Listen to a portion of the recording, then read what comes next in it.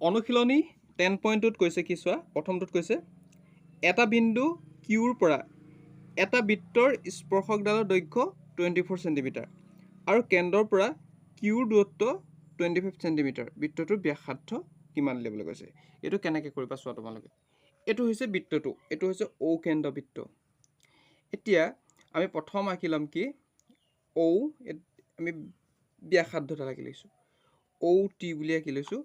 ইয়াৰ পৰা আমি এডাল স্পৰ্শক আৰু ইয়াৰ পৰা এইখিনি দৈৰ্ঘ্য কিমান বুলি কৈছে 25 বুলি কৈছে আৰু এইখিনি কি কৈছে 24 বুলি কৈছে প্ৰশ্নতে কৈছে নে এতিয়া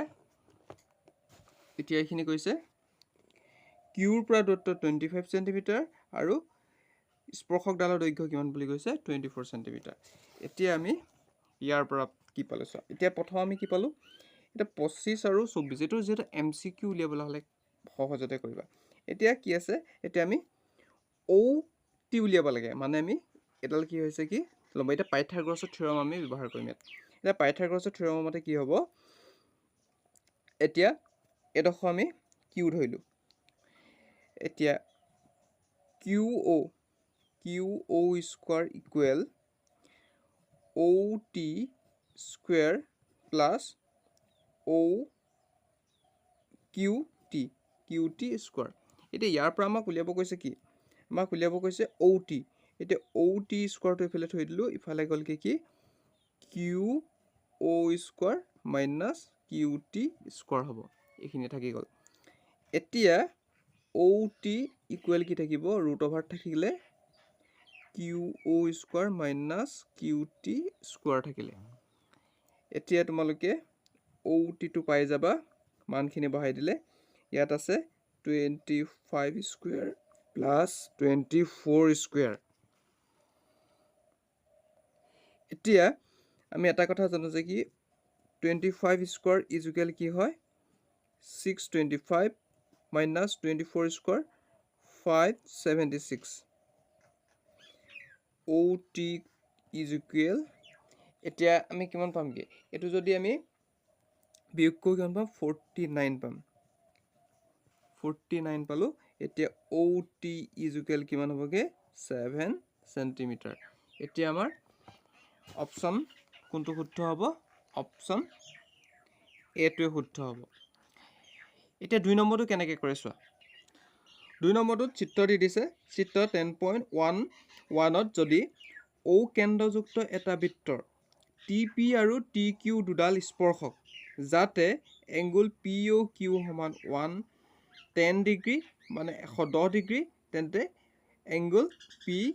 টি কিউ উলিয়াবলৈ কৈছে এতিয়া আমাক কি দিয়া আছে চোৱা এতিয়া এইটো চোৱা এতিয়া আমাক কি উলিয়াবলৈ কৈছে পি টি কিউ এইটো যিহেতু MCQ দিছে গতিকে শ্বৰ্টকাটত তোমালোকক দেখাই দিছোঁ এইটো যিহেতু চতুৰ্ভুজ হৈছে চোৱা এতিয়া এটা কথা জানো যে কি আমি ইয়াৰ পৰা স্পৰ্শক আৰু লম্বই আমি কি হৈছে 90 ডিগ্ৰী কৰে আৰু স্পৰ্শক আৰু লম্বই কি কৰে 90 ডিগ্ৰী কোণ উৎপন্ন কৰে এতিয়া আমি এই চতুৰ্ভুজৰ আমি কি পালোঁ এইটো 90 পালোঁ এইটো 90 পালোঁ এইটো কিমান পালোঁ 110 পালোঁ হয়নে এতিয়া আমি বৃত্তটো আঁকি লৈছোঁ এইটো হৈছে বৃত্তটো এতিয়া ও এইফালে এডাল ব্যাসাৰ্ধ এডাল ব্যাসাৰ্ধ এডাল স্পৰ্শক আৰু এডাল কি হৈছে স্পৰ্শক এতিয়া আমাক কৈছে কি এইখিনি কৈছে 110 ডিগ্ৰী এটা কথা আমি জানো যে কি এটা কথা এইটো বিন্দুটো কৈছে পি বুলি কৈছে এইটো কিউ বুলি কৈছে এইটো টি বুলি কৈছে এতিয়া আমি এটা কথা জানো যে কি বৃত্তৰ ব্যাসাৰ্ধ আৰু স্পৰ্শকে 90 ডিগ্ৰী কোণ উৎপন্ন কৰে আৰু এইখিনিও 90 ডিগ্ৰী কোণ উৎপন্ন কৰিব যিহেতু এডাল ব্যাসাৰ্ধ এডাল হৈছে কি স্পৰ্শক গতিকে আমি এটা পালোঁ কি চতুৰ্ভুজ আমি কি পালোঁ চতুৰ্ভুজ ও পি টি কিউ এতিয়া আমি বা এনেকৈ লিখিব পাৰোঁ পি টি কিউ অ' এতিয়া এইটো আমি কি পালোঁ এটা চতুৰ্ভুজ পালোঁ এই চতুৰ্ভুজ এতিয়া আমি এইটো কি পালোঁ চতুৰ্ভুজ এই চতুৰ্ভুজটো আমি কি পালোঁ প্ৰথম আমি কি পালোঁগৈ 110 পাইছোঁ আৰু এইফালে 90 পাইছোঁ তেতিয়াহ'লে আমি এই কোনটো ওলাই যাব গতিকে আমি লিখিব পাৰোঁ 90 প্লাছ 90 প্লাছ 110 ডিগ্ৰী প্লাছ তিনিটা পাইছোঁ এক্স ইজ ইকুৱেল এতিয়া চতুৰ্ভুজৰ চাৰিটা কোণৰ সমষ্টি কিমান হয় 360 ডিগ্ৰী হয় গতিকে আমি কি কৰিব লাগিব 360 ডিগ্ৰীৰ পৰা এইখিনি মাইনাছ কৰিব লাগিব এতিয়া এইখিনি গোটেইখিনি যদি মাইনাছ কৰোঁ তেতিয়া এইখিনি প্লাছ কৰিলে কিমান হ'বগৈ 290 হ'ব 290 হ'ব 290 360 ডিগ্ৰী এতিয়া আমি এক্সৰ ভেলুটো পাই যাম মানে টি ভেলুটো পাই যাম টি ভেলুটো পালে 360 মাইনাছ 290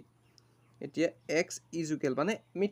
আমি এক্সৰ ঠাইত টি ধৰিছোঁ টি ইজুকেল কিমান হ'বগৈ 70 ডিগ্ৰী এইখিনি আমি বিয়োগ কৰি কিমান পাইছোঁগৈ 70 পাইছোঁ নিশ্চয় বুজি পাইছা তোমালোকে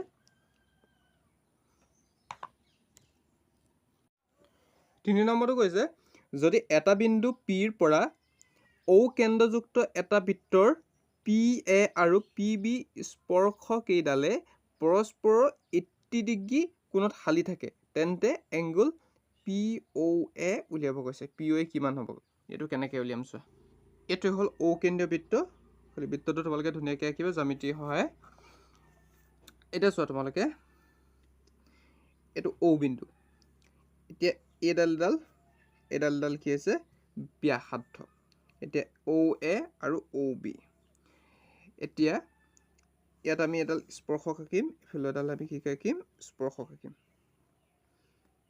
প্ৰশ্নমতে এতিয়া স্পৰ্শক আঁকিছোঁ স্পৰ্শক আৰু আমি কৰিছোঁ কি এডাল সংযোগ কৰি দিছোঁ এইটো পি ইমান এইটো কি কৈছে 80 ডিগ্ৰী বুলি কৈছে 80 ডিগ্ৰী যিহেতু এইকেইটা 90 ডিগ্ৰী হ'বই এতিয়া আমি ইয়াৰ পৰা উলিয়াব লাগে এইটো আমি কি কৈছোঁ পি বুলি ধৰিছোঁ এতিয়া চোৱা তোমালোকে ইয়াৰ পৰা তোমালোকে কেনেকৈ উলিয়াবা চোৱা এতিয়া যিহেতু আমি এটা বস্তু পাইছোঁ কি ঔ কেন্দ্ৰ বিশিষ্ট বৃত্ত এতিয়া ঔ কেন্দ্ৰ বিশিষ্ট বৃত্তৰ আমি এতিয়া চোৱা এতিয়া পি এ দেখিছানে পি এ আৰু পি বি এই দুডাল হৈছে স্পৰ্শক এই স্পৰ্শক সৈতে কি কৰে ই কৈছে 80 ডিগ্ৰী কোণ উৎপন্ন কৰিছে তেতিয়াহ'লে আমি এটা বস্তু ক'ব পাৰোঁ কি এ পি বি আমি কি ক'ব পাৰোঁ এংগুল এ পি বি সমান আমি কি ক'ব পাৰোঁ 80 ডিগ্ৰী বুলি ক'ব পাৰোঁ তাৰপিছত চোৱা আৰু এটা বস্তু আমি পাম কি ঔ এ লম্ব এ পি বুলি পাম আৰু এটা বস্তু পাম কি ঔ বি লম্ব আমি কিমান পাম বি পি বুলি পাম এতিয়া আমি ইয়াৰ পৰা কি পাম চোৱা এংগুল ঔ এ পি এইটো 90 ডিগ্ৰী পাইছোঁ ঔ বি পিও আমি কিমান পাম 90 ডিগ্ৰী পাম ঔ বি পি সমান এংগুল ঔ বি পি সমান কি পামগৈ এইটো 90 ডিগ্ৰী এইকেইটা আমি 90 ডিগ্ৰী বুলি পাইছোঁ এতিয়া আমি কি কৰিম এতিয়া এইটো আমি চতুৰ্ভুজ পাইছোঁ এই চতুৰ্ভুজৰ পৰা আমি পাম কি প্ৰথম আমি চতুৰ্ভুজটো উলিয়াই ল'ম চতুৰ্ভুজটো আমি কি আছে এতিয়া এইটো 90 ডিগ্ৰী এইটো 90 ডিগ্ৰী এইটো হৈছে কি 80 ডিগ্ৰী গোটেইকেইটা আমি কি হৈছে উলিয়াই ল'ম প্ৰথম এতিয়া এংগুল ঔ A P plus or A P plus তাৰপিছত এংগুল আমি লিখিব পাৰোঁ কি A P B angle A P B plus আকৌ আমি লিখিব পাৰোঁ কি পি বি অ' লিখিব পাৰোঁ এংগুল পি বি অ' প্লাছ আকৌ লিখিব পাৰোঁ কি আমি বি বি অ' এ এংগুল বি অ' এ সমান কিমান হ'বগৈ চতুৰ্ভুজৰ চাৰিটা কোণৰ সমষ্টি 360 ডিগ্ৰী এতিয়া আমি মানখিনি বহাই দিম মানখিনি 90 প্লাছ আকৌ কি হ'ব এইটো 80 প্লাছ 90 প্লাছ বি অ' এ সমান 360 ডিগ্ৰী এইখিনি 360 ডিগ্ৰী হৈ গ'ল তেতিয়াহ'লে আমি এইকেইটা যদি যোগ কৰোঁ কিমান হ'ব 90 80 90 এইকেইটা প্লাছ কৰিলে কিমান হ'বগৈ 260 হ'বগৈ 260 plus B O' A is equal 360 degree এতিয়া আমি B O' A equal 360 degree প্লাছটো মাইনাছ হৈ যাব 260 ডিগ্ৰী এইফালে 360 ডিগ্ৰী এতিয়া আমি এংগল BOA সমান 100 ডিগ্ৰী যেহেতু আমি কি পালোগে এংগল BOA সমান 100 পালো গতিকে আমি এটা সহজে ভাগ কৰি দিও 50-50 হ'ব গতিকে আমাক উলিয়াব কৈছিলে কি POA কিমান হ'বগে 50 ডিগ্ৰী হ'ব গতিকে আমি আনসাৰটো কিমান পামগে ইয়াত আনসাৰটো পামগে 50 ডিগ্ৰী